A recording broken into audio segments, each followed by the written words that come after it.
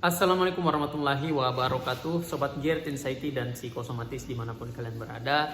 Berjumpa lagi dengan saya, Kang Ujub. Tentunya kita masih dalam pembahasan kita seputaran asam lambung, Gear, Anxiety, dan Psikosomatis.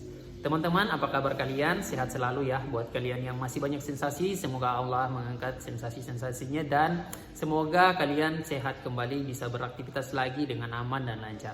Amin. Bagi kalian teman-teman yang sering bertanya tentang seputaran asam lambung, GERD, anxiety, dan psikosomatis yang tidak bisa saya balas ya, mungkin kalian belum menemukan jawaban dari saya. Coba deh kalian lihat kembali video-video saya sebelumnya, karena barangkali di sana sudah pernah saya jelaskan seputaran apa yang kalian tanyakan teman-teman. Terutama ini masalah sensasi yang sudah sering saya bahas di video-video saya sebelumnya. Coba dilihat kembali ya teman-teman ya. Dan bagi kalian juga kebanyakan ya saya mengangkat tema atau judul daripada isi video saya ya teman-teman, yaitu berdasarkan juga apa yang kalian tanyakan di kolom komentar. Nah, jadi jangan khawatir teman-teman, barangkali pertanyaan kalian belum saya jawab, memang sengaja saya simpan buat saya jadikan video seperti ini ya teman-teman ya. Dan teman-teman yang sudah mendukung channel ini, yang selalu setia menonton channel saya ucapkan banyak terima kasih ke kalian ya.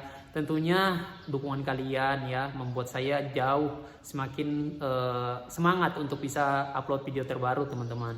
Dan saya akan coba upayakan untuk bisa lebih sering upload video ya, karena saya bisa sampai seminggu nggak upload teman-teman ya. Dan terima kasih bagi kalian yang selalu menonton channel ini. Teman-teman, kita tidak berlama-lama lagi, kita akan masuk pada pembahasan kita. Di video kali ini kita akan fokus kepada bagaimana sih ketika kita itu selalu dalam keadaan keraguan-raguan teman-teman ya. Apa yang harus kita lakukan teman-teman ketika kita selalu merasa ragu ya, karena saya ngalamin itu teman-teman. Setiap hari pasti ada saja keraguan yang muncul ya. Nah, keraguan-raguan ini itu tidak hanya satu jenis teman-teman, banyak sekali yang membuat kita ragu teman-teman. Ketika saya mengalami asam lambung, GERD, anxiety, dan psikosomatis ini, inginnya selalu ada di zona nyaman saja teman-teman ya. Tidak mau mengambil resiko, tidak mau berbuat yang baru teman-teman. Apa yang baru yang saya rasa masih asing untuk saya lakukan, tidak akan saya lakukan teman-teman ya. Justru sebenarnya itulah yang harus kita lakukan untuk bagaimana kita bisa beradaptasi kembali dengan dunia ini ya teman-teman ya. Dan misalnya nih teman-teman, saya kasih contoh ya, keraguan-keraguan yang saya sering rasakan ketika saya terkena asam lambung, GERD, anxiety, dan psikosomatis.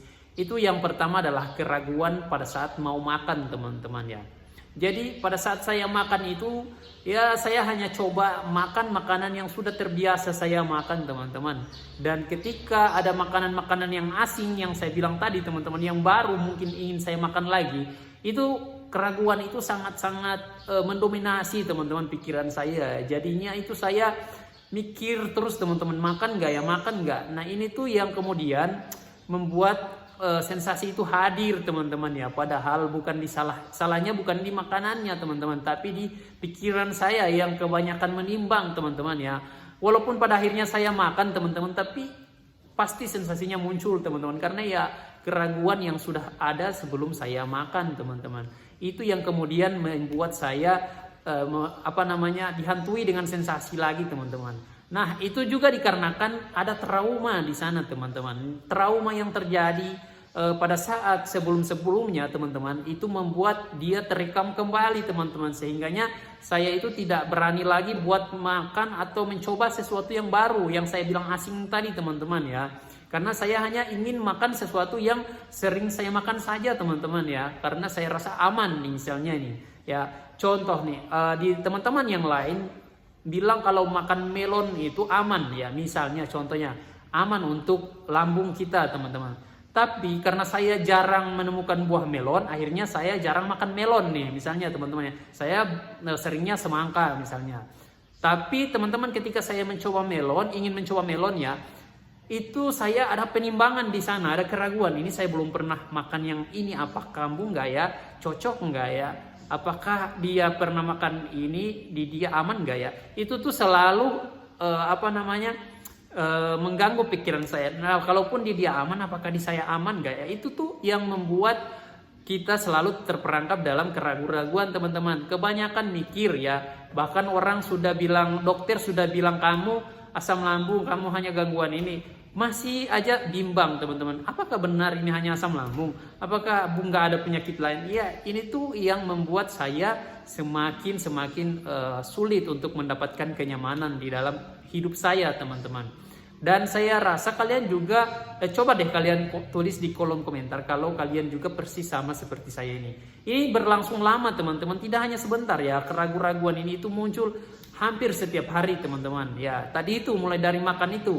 Yang kemudian tidak hanya itu teman-teman, aktivitas yang saya lakukan yang di luar kebiasaan saya juga saya merasa ragu teman-teman ya.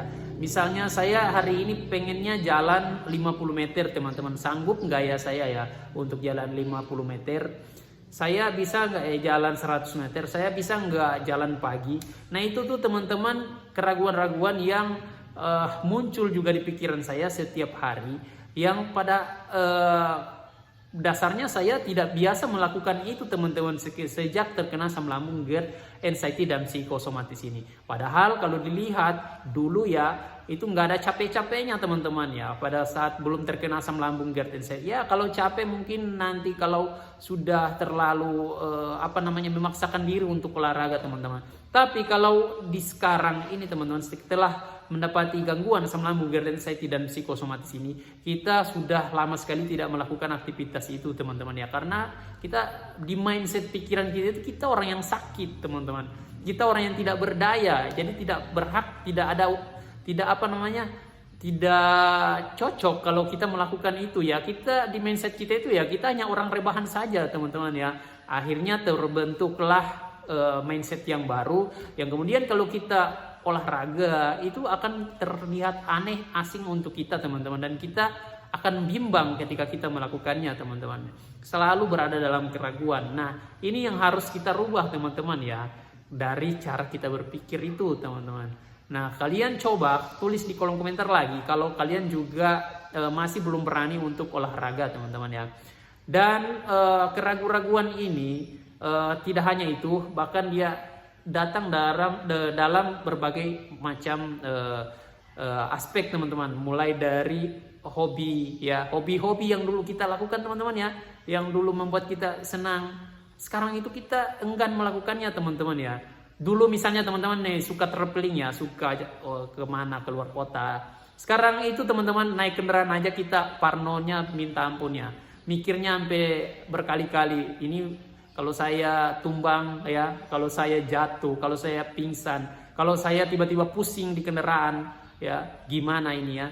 Belum lagi kalau kita dalam posisi yang bukan yang membawa ya, yang lagi dibonceng ya, entah kita penumpang di mobil. Ini kalau supirnya nggak bener, ini kalau supirnya ngebut-ngebutan gimana.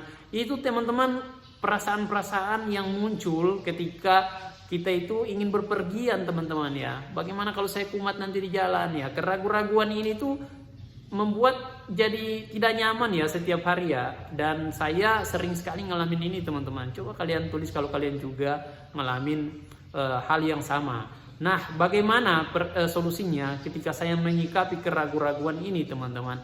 Yang pertama adalah saya berusaha untuk bisa selalu berpikir yang positif teman-teman ya. Memang tidak mudah ya, tidak mudah memang.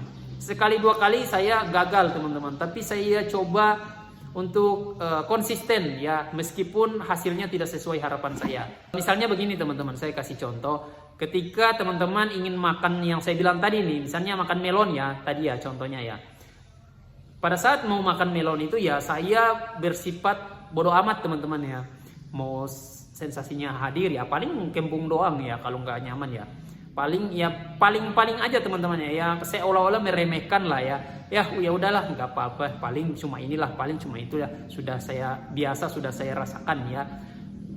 Pada saat saya makan teman-teman ya mungkin sesekali masih ada, karena mungkin masih bercampur dengan keraguan juga, sesekali mungkin ada colek-colek ya teman-teman ya sensasi-sensasi yang nggak terlalu gimana ya teman-teman, tapi lama kelamaan melon tadi itu aman teman-teman ya, jadi nggak ada sensasi apa-apa setelah memakannya teman-teman. Dan saran saya ketika teman-teman itu mendapati sensasi setelah makan, justru di situ juga diuji lagi teman-teman pola pikirnya. bagaimana teman-teman menyikapi sensasi yang hadir teman-teman, yang teman-teman pikir itu dikarenakan teman-teman makan melon, saya jadi perutnya jadi nggak enak, nggak nyaman, kembung dan lain sebagainya. Teman-teman di situ diuji lagi pola pikir kita ya.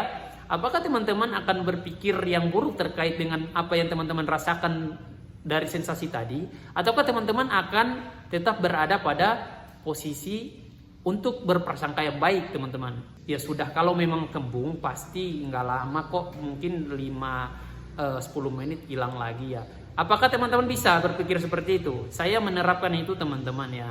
Jadi pola pikirnya itu diubah bukan hanya dari pada saat teman-teman makan, tapi bahkan teman-teman sudah menerima sensasinya. Bagaimana teman-teman menyikapinya dengan pola pikir yang baik teman-teman, berprasangka baik ya, seperti bagaimana juga dijelaskan saya dengar ya dari ustadz-ustadz yang ceramah, kalau manusia itu tergantung prasangkaannya teman-teman ya. Jadi kalau dia berprasangka baik maka dia akan mendapatkan kebaikan, jika dia berprasangka buruk nih maka dia juga akan mendapatkan keburukan. Nah itu teman-teman, makanya kita semua ketika melakukan aktivitas apapun itu yang di luar dari kebiasaan kita selalu menanamkan kebaikan teman-teman ya, menanamkan prasangka yang baik teman-teman, jangan berpikir yang buruk-buruk ya.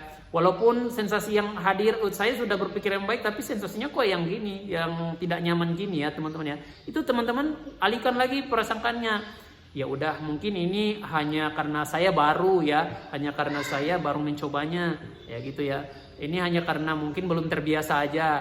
Nah akhirnya lama kelamaan teman-teman kita akan terbiasa, jadi ala bisa karena terbiasa teman-teman ya. Dan akhirnya kita juga teman-teman akan mendapatkan tidak akan jenuh dengan kebiasaan-kebiasaan kita yang lama, makannya itu aja karena tidak berani mencoba yang baru, aktivitasnya itu aja karena itu yang membuat kita jenuh teman-teman, nantinya kita stres. Dan kalau kita stres teman-teman, kembali lagi kita kambuh-kambuhan lagi, kumat-kumatan lagi ya. Jadi konsepnya semudah itu teman-teman ya, memang ngomongnya semudah ini teman, tapi memang di prakteknya itu memang agak kita harus dibiasakan teman-teman ya.